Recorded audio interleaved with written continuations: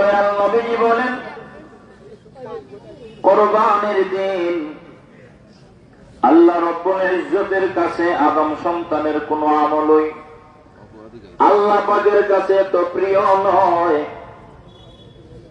যে ইল্লা আহাব্বা ইলাল্লাহি মিন আহরাকিদ দাম।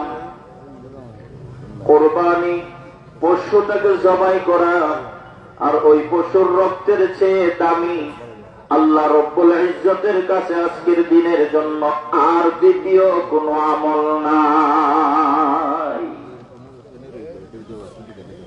আমার নবীজি বলেন, ওয়া ইন্নাহা লা তা'তি ইয়াওমাল কিয়ামাতি বিকুরুনিহা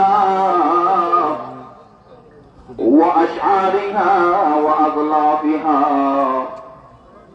ওয়া ইন্না আদ-দামা লা ইয়াকাউ মিনাল্লাহি বিমাকানি ক্বাবলা আন ইয়াকা ফিল আরদি ফাতিউ বিহা নাফসা। জবানটা খুলে পড়ি না সুবহানাল্লাহ।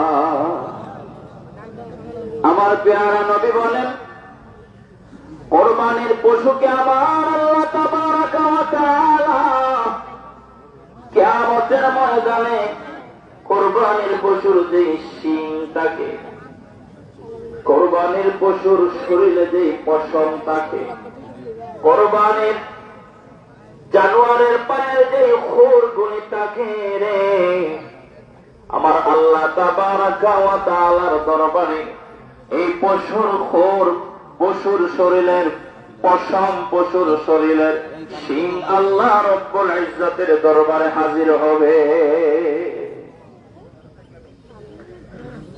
আমার প্যারা নবী বলেন, ও ফাতেমা, ফাতেমা গো, কুরবানি যে তোমরা করো গো ফাতেমা, কুরবানি করলে কি লাভ কি সওয়াব জানো গো?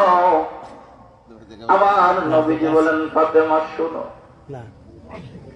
فإن الدم لا يقع من الله بمكان قبل أن يقع في الأرض।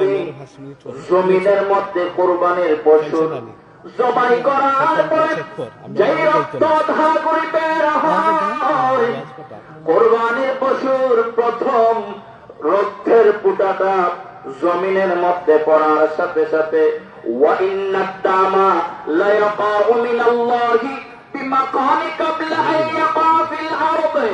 জমিনের মধ্যে কুরবানির পশুর প্রথম রক্তের ফোঁটা পড়ার সাথে সাথে আমার আল্লাহ অতীত জীবনের সমস্ত গুনাহ ক্ষমা করে দেয়। একটু বড় করে